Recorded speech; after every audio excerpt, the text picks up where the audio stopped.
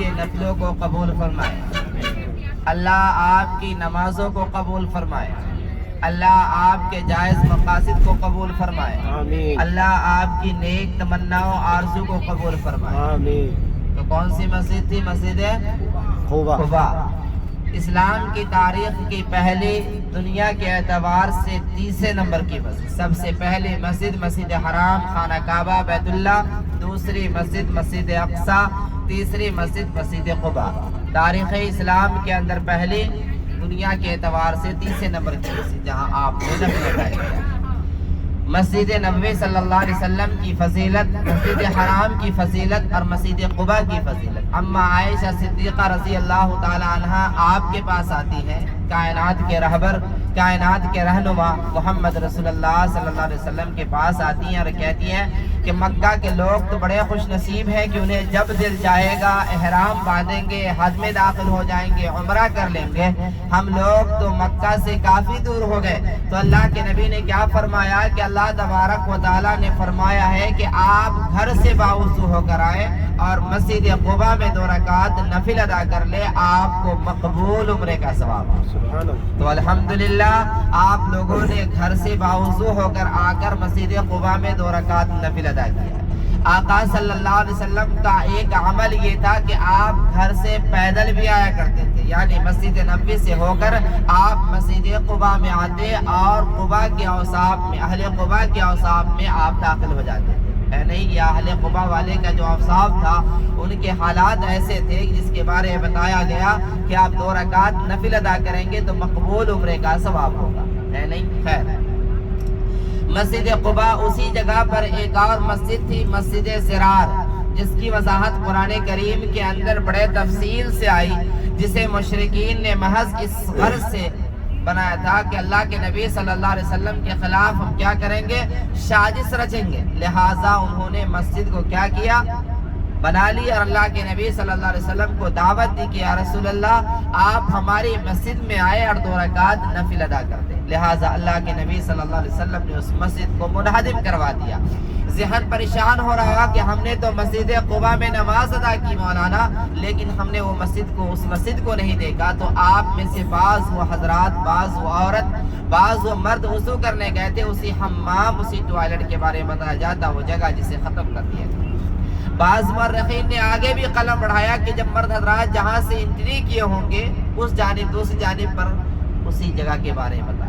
خیر، مسجد قباء اسی جگہ پر اللہ کے نبی صلی اللہ علیہ وسلم کا قیام بعض روایت میں آتا ہے کہ 7 دن ہوا، بعض روایت میں آتا ہے کہ 14 دن ہوا۔ جب اللہ کے نبی صلی اللہ علیہ وسلم قباء سے نکلنے لگے تو یہ اہل قباء حضرات آپ کے پاس آئے اور آپ کی اونٹنی کا نکیل پکڑ کے رونے لگے، یا رسول اللہ کیا مجھ سے خدمت میں کمی ہو گئی کہ جا رہے ہیں؟ تو اللہ کے نبی نے فرمایا قباء والے ایسی بات نہیں، یہ تو رب کا حکم ہوا ہے، اس وجہ سے جا رہا ہوں، اب ہماری منزل وہی ہوگی جہاں ہماری اونٹنی ٹھہر جائے گی، رک جائے گی۔ جب اللہ کے نبی قباء سے نکلے تو آگے بڑے قبیلہ سالم بن عوف کے علاقہ میں پہنچے۔ جب اس مقام پر پہنچے جس دن نکلے تھے وہ دن جمعہ کا تھا، جمعہ کی فرضیت مکہ میں ہوئی تھی اور جمعہ کی ادائیگی مدینہ میں ہوئی، لہٰذا جب اللہ کے نبی اس مقام پر پہنچے تو سب سے پہلا خطبہ، کہ ان لوگوں نے بڑھ کر استقبال کیا ہمارے گھر ٹھہر جائیے، لہٰذا اللہ کے نبی اس مقام پہ رکے، جمعہ کا دن تھا، جمعہ کا وقت ہو گیا، لہٰذا سب سے پہلا خطبہ، سب سے پہلے جمعہ کی نماز اسی مقام پہ عطا فرمائی۔ اللہ کے نبی آگے بڑھے، جن صحابہ کرام کا گھر سامنے تھا وہ صحابی خوش ہو رہے تھے کہ اللہ کے نبی ہمارے گھر ٹھہر جائیں گے اور اللہ کے نبی ہمارے کیا ہو جائیں گے، مہمان بنیں گے، لیکن ایسا ہوا نہیں۔ آقا صلی اللہ علیہ وسلم کی اونٹنی آگے بڑھتی چلی گئی، جا کر رکی کہاں، حضرت ایوب انصاری کے مقام پر جو مسجد نبوی صلی اللہ علیہ وسلم کا صحن ہوا، جو حضرت سہل اور سہیل کی زمین۔ خیر، مسجد قباء جس جگہ پر آپ نفل ادا کیے، جس جگہ پر ہم عورتوں کو بیٹھایا تھا اور مرد حضرات جس گیٹ سے داخل ہو رہے تھے، اسی جگہ پر ایک کنواں بھی تھا، بیر خاتم کے نام سے، بیر عریش کے نام سے۔ آقا صلی اللہ علیہ وسلم کے دست مبارک میں آپ کے ہاتھ کے انگلی میں انگوٹھی تھی جس پہ لکھا تھا لا الہ الا اللہ، نہیں کہیں گے آگے، محمد رسول اللہ۔ کہ جب اللہ کے نبی صلی اللہ علیہ وسلم کسی ملک کے اندر خط ارسال کرتے، خط بھیجتے، تو اسی انگوٹھی سے اس خط کے اوپر کیا کرتے؟ مہر لگوا دیتے، تاکہ جن بادشاہوں کے پاس یہ خطوط جاتا ان بادشاہوں کو خبر ہو جاتی کہ محمد رسول اللہ صلی اللہ علیہ وسلم کے خطوط ہیں۔ لیکن اللہ کے نبی نے یہ پیشن گوئیاں دی کہ ہمارے پاس زمانہ حضرت عثمان بن عفان کا زمانہ آئے گا اور انہی کے ہاتھ سے انگوٹھی اسی کنویں کے اندر کیا ہو جائے گی؟ گر جائے گی۔ ایسا ہی ہوا جیسا کہ رسالت مآب صلی اللہ علیہ وسلم نے فرمایا تھا کہ جب اللہ کے نبی دار فانی سے کوچ کر گئے تو زمانہ گرگا حضرت ابو بکر صدیق کا زمانہ آیا۔ جب حضرت ابو بکر دار فانی سے کوچ کر گئے تو زمانہ حضرت عمر بن خطاب کا دور ہوا۔ جب حضرت عمر دار فانی سے کوچ کر گئے تو زمانہ حضرت عثمان بن عفان کا زمانہ آیا کہ آپ اسی جگہ پر آئے، اسی کنواں پر بیٹھ کر اپنے پاؤں کو کنویں سے لٹکا کر اپنے ہاتھ کی انگوٹھی کو نکال کر دوسرے ہاتھ میں ڈال لیتے کہ اچانک سے انگوٹھی آپ کے ہاتھ سے کیا ہو گئی؟ پھسل گئی اور اسی کنویں کے اندر گر گئی۔ جب یہ انگوٹھی گری ظلم ذاتی تباہی و بربادی کا دور شروع ہو گیا، لیکن پوری کوشش کی کہ انگوٹھی مل جائے، لیکن یہ انگوٹھی دستیاب نہ ہو سکی۔ لیکن ہمیں آپ کو پوری دنیا کو خبر ہے کہ سعودی عرب کے اندر ترکی کی بھی حکومت آئی تھی، ترکی کے لوگوں کو خبر تھی، لہٰذا انہوں نے پورے پانی کو نکلوایا، پورے مٹی کو نکلوایا، اس کے بعد یہ انگوٹھی ان کو دستیاب ہو گئی۔ آج بھی انگوٹھی شاید ترکی کی میوزیم استنبول میں موجود۔ رب کریم سے دعا کرتے رب کریم یہاں کی حاضری بار بار نصیب فرما۔ اللہ تعالیٰ سے یہ بھی دعا کرے اللہ تعالیٰ سال رواں ہم سبوں کو حج پر بلا لے۔ آنا چاہ رہے نا سارے حضرات بھائی حج پہ؟ نہیں خیر، مسجد قباء اسی جگہ کی ساری باتیں آ گئی۔ مسجد قباء کے ہی پیچھے سامنے ایک اور مسجد تھی، مسجد صلاۃ الفجر، یعنی کئی طرح راستہ کئی طرح علاقہ ٹوٹ رہا ہے جس وجہ سے ساری جگہ پہنچ نہیں پاتی گاڑی۔